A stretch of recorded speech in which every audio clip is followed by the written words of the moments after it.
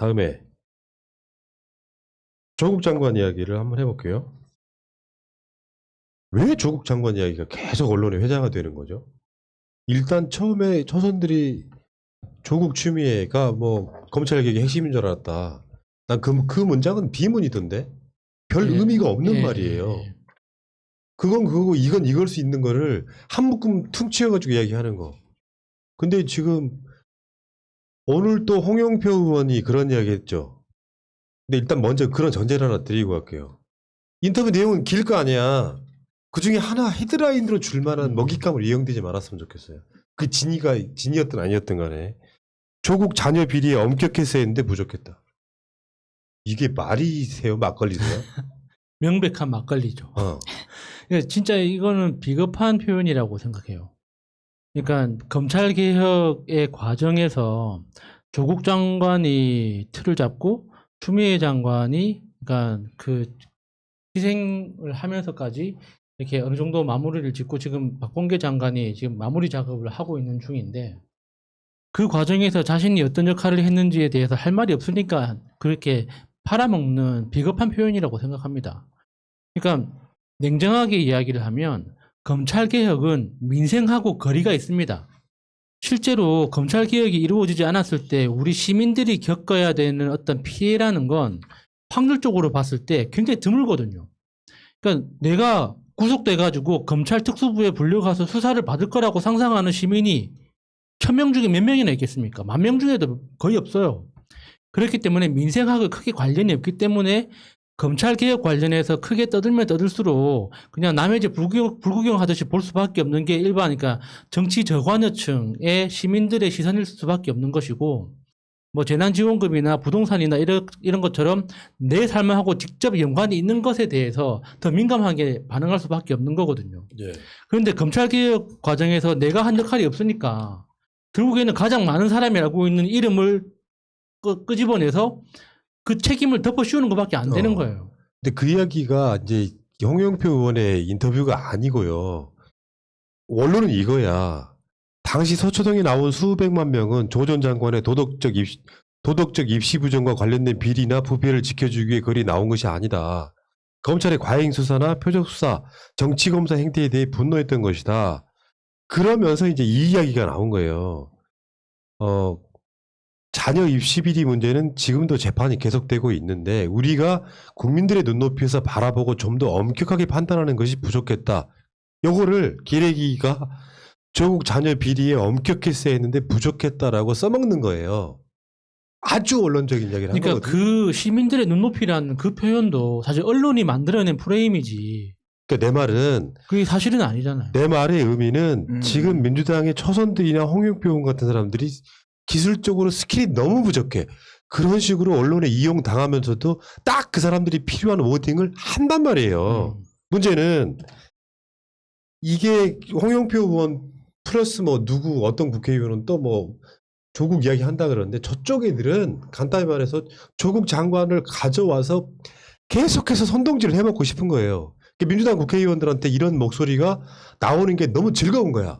그래서 어떻게든지 그 이야기를 나오게끔 만들어서 그걸 헤드라인으로 걸어. 그래서 조국은 마치 무슨 대단한 비리나 있는 것처럼 이미지화 시키려고 노력하는데 선동당하거나 넘어가는 게 무능력한 거예요, 사실은. 맞아요. 이게 민주당이든 뭐 초선 의원의 말실수, 그다음에 이 홍영표 의원이 당대표 나간다라고 하면서 이 인터뷰하는 걸 저는 봤거든요.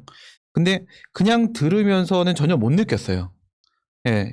전혀 못 느꼈는데 이걸 이런 식으로 헤드라인을 뽑을 수 있다는 것은 이 기사를 보고 알았거든요. 그럼 결국은 뭔가 빌미를 던졌다는 거예요. 근데 사실 저는 이런 초선 의원들이나 이렇게 홍영표 의원이나 얘기하는 걸 보면 전 뭘 느끼냐면 무슨 뭐 조국 장관이 법무부 장관을 뭐 한 4년 한 것 같아. 그렇지 않습니까? 여러분 조국 장관이 법무부 장관 얼마 했는지 아세요? 한 달 했어요. 한 달. 40일. 네. 한 달하고 나간 사람이 한 달하고 나간 사람. 그런데 우리에겐 조국밖에 없는 겁니까? 이런 식으로 쟤네들이 지금 계속 이걸 가지고 프레임을 걸려고 하는 건데 민주당 사람들이 계속 여기에 말리고 있는 거예요. 발목 잡히고 있어요. 우리가 우리만의 어떤 워딩을 만들 필요가 있어요. 조국과 관련된 문제를 시비를 걸고 들어오면 이렇게 대응하자. 라고 워딩을 만들어 놓고 계속 반복을 해줄 필요가 있는 거지. 쟤네들은 계속 함정을 파놓고 나서 우리한테 얘기를 하는데, 그리고 뭐 초선 의원 얘기가 또다시 나오게 되지만은 이 부분에서 저는 그렇게 생각합니다. 여러분 기억나실 거예요. 2020년 4월 15일 총선 때 180석 누가 만들었을까요 도대체? 어디서부터 기폭제가 만들어져서 이겼을까요? 단지 코로나 때문에 이겼을까요? 그런데 여러분 4.15 총선 때 조국 장관 지키자는 말을 했습니까? 민주당이 공식적으로? 안 했어요. 이게 싫은 거예요. 나도. 조국, 추미애, 박원순 얘기 나올 때마다 무서워해 민주당은. 괜찮다고. 뭘 더 잃어버릴 게 있어 지금. 잃어버릴 것도 없어. 그냥 돌파하면 됩니다. 그때 당시에 우리가 조국 장관 지키자라는 말을, 물론 조국 장관이 초선 의원처럼 어리석은 그런 식으로 검찰개혁 대명사 조국, 우리 그런 말 한 적도 없어요. 그건 초선 의원들 자기들 넷피셜이야. 자기 맘대로 만들어낸 말장난이에요. 그건 아닌데 우리가 당시에 조국을 지켜야 된다. 이건 검찰개혁에 가장 앞장서서 싸웠던 사람이고 가장 큰 희생을 당한 사람이기 때문에 동지를 지켜야 된다라는 부분이. 근데 그 총선 때 우리가 조국 지키자는 말을 민주당이 안 해도 뭐라고 안 했어요. 왜? 의석을 최대한 확보하자. 최대한 확보를 하면 조국의 명예를 찾아줄 수 있지 않겠느냐. 그래서 4.15 총선에서 민주당이 조국의 깃발을 들지 않아도 우리 뭐라고 안 했어요. 그런데 이기고 나서 180석 얻고 나서 어떻게 됐습니까? 민주당에서 조국은 사라졌어요. 민주당에서 조국은 그냥 사라져버렸습니다. 그러니까 이 부분은 이렇게 생각하는 게 맞아. 서초동 촛불이 입시 부정을 지키려고 나온 거 아니야라는 워딩은 뭐가 문제냐면 입시 부정이란 말을 확정해버리는 그런 워딩인 거예요. 네. 그렇게 따지면 홍영표 의원이든 이런 사람들이 본인들의 자녀들은 그런 방식으로 입학을 안 했을지 난 그게 궁금하더라고요. 그러니까 실제로 제대로 된 우리의 대표 선수들이라면 그런 재판에도 문제가 있다. 실제로 그 시절에 대부분 다 그렇게 해온 여러 가지 흐름들이 있는데 왜 조국만 처벌을 받아들이냐는 목소리를 못 내요. 혹시 말을 해야죠. 네. 그걸 못 내요. 예를 들어서 박원순 그 시장님 문제 같은 경우도 그런 거거든요. 아싸라게 그냥 선거 몇 달 전에 뭔가 박원순 시장의 죽음에는 뭐 석연치 않은 게 있다라고 하는 목소리를 내는 한 사람이라도 있어야 될 거 아니야. 단 한 명도 없어 지금까지. 네. 그렇다 보니까 결국에는 본 게임 들어가서 지는 거예요. 말 한마디 한마디에 입시 부정을 확정하는 식으로 발언이 돼버리는 거거든요. 기존의 조중동의 프레임과 부딪혀갖고 싸울 생각을 안 해. 그리고 그 사람들이 만들어온 프레임 내에서 말을 돌리려다 보니까 초선 사태 같은 게 나는 거예요. 그건 인정을 해야 되겠고 그걸 깰 생각을 못하는 게 가장 큰 문제죠. 그리고 이런 게 있다니까. 우리의 유전자라고 하는 게 사실 조국을 지키려고 나온 게 아니래. 난 조국 지키려고 나갔는데요. 개인 조국이 아니고요. 그렇죠. 저 상징하는 게 있었죠. 그러니까 그 예를 들어서 윤석열이라고 하는 사람이 이 사건의 핵심은 그거 아니에요. 검찰개혁의 상징성을 갖고 있는 청와대 민정수석을 이 사람이 법무부 장관이 되면 안 돼. 검찰이 이제 수박 거달기식 개혁이 아니라 진짜 개혁 당할 것 같거든요. 그 사람을 털어다가 부인은 지금 감옥에 갇혀 있고 자식은 자기 실력으로 병원에 취직을 했어도 일을 못하게 방해하는 세력이 있고 주인공은 대학교에서 강의도 못해요. 그러면 실제로 조국이라는 사람이 명예를 얻어야만 검찰개혁의 동력이 생기는 거야. 뭔가 대단한 착각들 하고 있는 거라고. 검찰개혁은 개혁대로 하는데 조국 버리고 추미애 버리면 검찰개혁의 동력이 생깁니까? 그러니까요. 검찰이 조국 장관을 수사하면서 그들의 모든 모순점과 잘못된 점을 다 보여줬는데 그러면 우리는 조국을 지켜야만 되는 건데 굳이 그거를 뭐 조국을 지키려고 나간 게 아니다. 입시 부정을 지키려고 나간 게 아니다. 이렇게 답할 필요가 없는 거야. 아, 저는 이게 뭐 초선도 그렇고 사선도 그렇고 왜 하는 말이 이것밖에 안 되나. 왜 지난 1년 넘게 우리가 이 사태로 싸우면서 우리만 팩트 체크했나? 이런 생각 때문에 멘탈이 흔들려요. 왜냐하면 내가 너무 여기에 빠져서 얘가 이렇게 생각하고 있었나라는 나를 되돌아보게 했었다고. 근데 우리가 좀 더 엄격하게 판단하는 것이 부족했다고 하는데 이보다 더 엄격하게 판단할 수 있는 사례가 있었습니까? 조국 장관처럼 89인데 털릴 수 있는 사례가 있었냐고. 이보다 더 엄격하게 할 수가 없는데 그동안 팩트체크 제대로 안 했다는 이야기예요. 입시 부정이라는 네 글자가 어떻게 나오냐는 거죠. 근데 다시 한번 복귀를 해봐도 내가 찾아냈던 팩트, 내가 생각했던 게 틀리지 않다는 거를 다시 한번 확인해주는 계기밖에 안 됐다고요. 그러면 지지자들은 더 화가 날 수밖에 없다고요. 그러니까 제대로 된 우리들을 결로 답을 하라면 분명히 1심 판결에 문제가 있었다라고 얘기하는 게 가장 용기 있는 발언인 건데 다 피해가 왜? 프레임에 걸려 있어서 그런 거야. 그러니까 제일 걱정되는 게 그러니까 홍영표 의원이 이 인터뷰를 한 게 그러니까 민주당 차기 당대표 후보군 중에 한 명이라고 해서 이제 이런 인터뷰를 한 거 아닙니까? 그러니까 저는 이런 스탠스를 가지고 있는 사람들이 당대표 후보군이라는 것 자체가 너무 걱정이 되는 거예요. 그러니까 이번 선거에서 이낙연 대표가 분명히 잘못한 게 있죠. 그런데 그 중에 가장 크게 잘못한 것 자체는 이낙연 대표의 리더십도 분명히 잘못된 게 있었지만 저는 최고위원들이 더 나쁘다고 생각하거든요. 그러니까 최고위원들이 이낙연 대표가 당원들이 국민들이 재난지원금이나 다른 정책들에 대해서 목소리를 내면 그 국민들 목소리를 어떻게 실현할까 하는 그 방향으로 고민해야 되는데 국민들을 설득하려고 했어요. 당신들이 틀렸다는 걸. 우리가 이끄는 대로 당신네들이 따라와야지 당신네들이 지금 주장하는 건 틀렸다고 우리들을 설득하려고 했단 말이죠. 그 태도 자체가 국민들을 화나게 만든 거였거든요.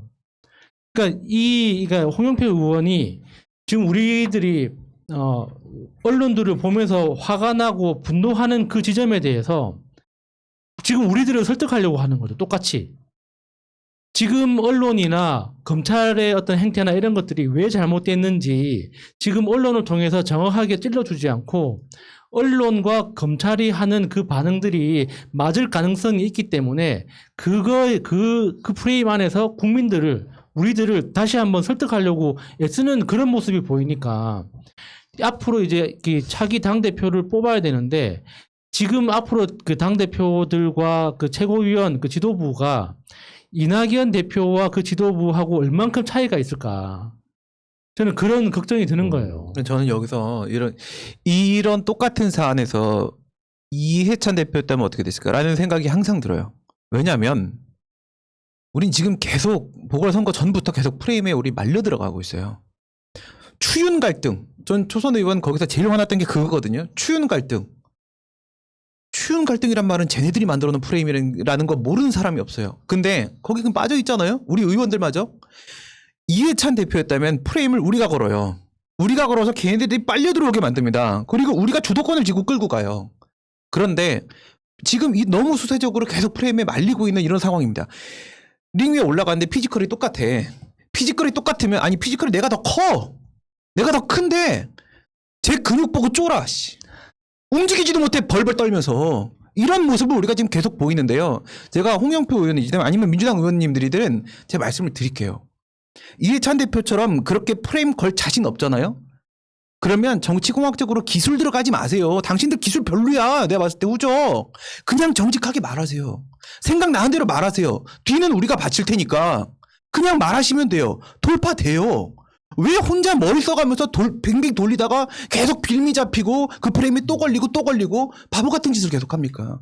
있는 그대로 가자고요. 그러니까 이게 팩트대로. 선거라고 하는 게 대책도 없이 지지층의 아주 근간을 이루고 있는 어떤 생각이나 사고들을 부정하면서 반성한다고 되는 게 아니에요. 그러니까 어떤 상황에서 지킬 건 지켜야 되는 거예요. 그 룰들 같은 거예요. 그러니까 초선들 토요일 날 나오는 입장문에는 그게 정반대로 나왔던데 조국 장관이나 추미애 장관에 대한 부분은 굳이 흠을 잡자면 100% 잘했겠습니까? 그런 문제가 아니거든요. 근데 굳이 흠을 잡아서 잘못한 부분만을 끄집어 와가지고 인정. 아, 우리가 잘못했다니까? 왜 우리가 그때 조국이나 추미애를 지키려고 했을까? 그러면은 지지자들 입장에서는 저 새끼 뭐지? 왜냐면 우리가 바보라는 소리가 돼버리는 거거든. 최소한 나는 그렇게 생각합니다. 친문 여러분들께도 드리고 싶은 말씀이 초선 의원들한테 드리고 싶은 말씀이 그런 거예요. 민주주의 의식이요. 최소 여러분들보다 우리가 더 높아요. 살아온 결이 있고 그만큼 학습이 돼 있는 사람들이라고. 그러면 어떻게 더 효율적으로 이 지지자들을 더 뭉치게 만들어가지고 그 뭉치게 만들어진 그 힘을 갖고 세상을 바꿀 것인가를 고민을 해야지. 열심히 노력했는데 제일 분노하는 건 그런 걸 거거든. 보통 지지자들 마음 속마음이 그런 거예요. 고생 우리가 있어 이 새끼들아. 니들이 그 고생의 바탕으로 국회의원이 됐으면 최소 우리의 고생이랄까 노력하는 모습들을 부정하는 방식으로 가면 그거 배은망덕이라고 하는 거거든요. 그렇기 때문에 화를 내는 게 아니냐. 그러니까 큰 선거판이 돌아올 때마다 당내 분란의 과정에서 생기는 잡음이 그러니까 지지자들 마음을 아프게 하는 게 그러니까 우리들 같이 민주당이 어려우면 어려울수록 더 강하게 지지하고 응원하는 이 진짜 알짜배기 지지자들을 너무 당연하게 받아들인다는 거예요. 얘들은 어차피 죽으나 하나 민주당 찍을 애들이니까 얘들이 일단 제껴놓고 다른 사람들을 좀 먼저 쳐다보는 거야. 저는 그런 거 볼 때마다 너무 비참하지만 또 민주당을 지지할 수밖에 없는 이 팔자를 진짜 막 혼자 욕을 많이 하거든요. 그런데 그러니까 중도층을 끌어들이기 위해서는 핵심 지지층의 의견을 100% 다 받아줘야 됩니다. 그래야지 중도층이 우리들을 쳐다보는 거예요. 도대체 정치가 어떻게 돌아가길래 저 사람들이 원하는 정책은 다 하나 둘씩 다 만들어지느냐. 그래야지 중도층이 관심을 가지고 하나 둘씩 우리 쪽으로 넘어오는 거지. 우리들 외면하고 중도층한테 눈길을 준다고 해서 중도층이 마음 주는 거 아니란 말이에요. 그러니까 저는 사람들의 마음이 어떻게 움직이는지에 대한 그 근본 원리에 대해서 정치인들이 좀 맞아요. 다시 한번 고민해야 되는 거지. 정답. 기술적으로 이게 좋은 정책을 많이 낸다고 해서 지지층이 넓어지는 건 절대 아니거든요. 핵심 지지층이 가장 부러운 사람이 되게 만들어줘야 돼요. 부자로 만들라는 게 아니에요. 근데 이 생각을 해야 되는데요. 우리가 항상 하는 말이 내가 바로 조국, 내가 바로 박원순, 내가 바로 추미애, 내가 바로 박영선을 외쳤던 이유가 뭔지를 여러분 생각해 보셔야 되는데 선거운동을 후보 혼자 하는 거 아닙니다. 국회의원들만 하는 것이 아닙니다. 우리가 지금 문제가 뭐냐면 초선 의원들이나 자꾸만 지금 이 반성을 한다라고 하면서 반성은 안 하고 자기 부정을 해요. 먼저 고개 숙이고 들어가는 그런 습관 버려야 됩니다. 쟤네들처럼 뻔뻔하게 극치가 되자고 얘기하는 건 아니에요. 여러분들이 우리에게 힘을 줘야지 이 민주 시민들이 나가서 한 명 한 명을 만나는 거예요. 실제로 우리가 선거운동을 하는 겁니다. 예. 지금 민주당한테 제가 이제 제일 불만이었던 점은 그런 것도 있죠. 프레임에 안 걸리려고 침묵을 했더니 시간이 지나니까 그게 고정 프레임 돼가지고 이미 걸려 있는 거야. 그래가지고 사실 만약에 말이에요. 민주당의 많은 국회의원들이 조국 장관에 대해서 이거 좀 부당하다. 판결도 있잖아요. 부당하다 이런 이야기를 꾸준히 해오면 그래서 그게 어느 정도 민주당 지지층 내에 완전 대세가 되고 그 말 자체를 언론들이 받아 써줄 정도의 상황이 되면 일반 중도층 어떻게 생각하겠어요? 중도란 그런 거니까 조국 내가 좀 억울한가 보다 이렇게 돼야 되는데 그렇죠. 네. 침묵하고 있다 보니까 조국 내가 입시 부정한 거를 확정시켜버려. 그것도 홍영표 의원 같은 목소리로 그걸 확정시켜버리면 결국 우리들 입장에서는 진짜 디테일이 없네. 최소한 국회의원이라고 하면 아무리 조중동에서 공격을 해대도 이건 좀 뭔가 판결이 이상하지 않느냐. 그렇게 따지면 그 당시에 뭐 법원에서 뭐 판결 나온 거라든지 그 당시에 그 정도 자녀들이 데리고 있는 국회의원들 전수조사 하자. 이렇게 해가지고 이 법은 이 법이지만 이렇게 비난받을 일인지 한번 따져보자라고 나서는 국회의원이 있어야 되는 거거든요. 그런 게 없이 침묵하고 가다 보니까 이제는 이렇게 돼버린 거야. 조국 십자가 밟기를 시키고 있는 거예요. 저쪽 세력들이. 자, 네가 진심으로 개혁할 생각이 있다면 조국 밟고 지나가 봐. 그거 하고 있는 거잖아요. 거기에 지금 초선들이나 일부 사람들이 동조해가지고 우리의 분노를 가중시키고 네. 있는 거예요. 그 생각을 잘 해보라는 거죠. 만약에 우리가 선거를 이겼다면 어떻게 됐을까? 이건 뭐 결과적으로 뭐 오늘 김경욱 의원이 진짜 명언을 남겼더만. 네. 선거에 지면 진 이유가 100가지고 이기면 이긴 이유가 100가지라고. 사실은 변한 건 하나도 없어. 선거 결과만을 갖고 평가할 뿐인 거예요. 굉장히 많은 사람들이. 조국 내는 억울하다고 생각하는 사람들이 이번 선거 지고 나면 목소리가 줄어들겠지. 거기에 민주당 국회의원들이 일조를 하는 거야. 그런 방식으로 가면 안 되는 거죠. 최소한. 여기까지 하겠습니다.